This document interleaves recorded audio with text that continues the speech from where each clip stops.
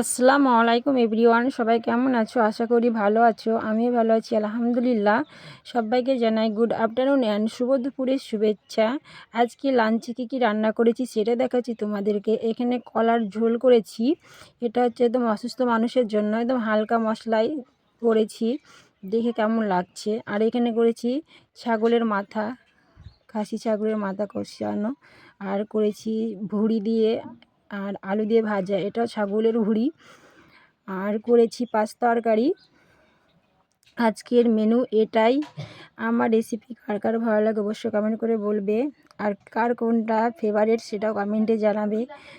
চলো tata bye, দেখা হচ্ছে আবার নেক্সট ভিডিওতে।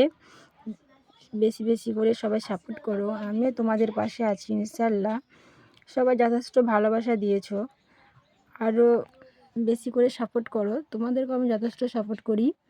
চলো টাটা বাই, দেখা হবে আবার নেক্সট ভিডিওতে।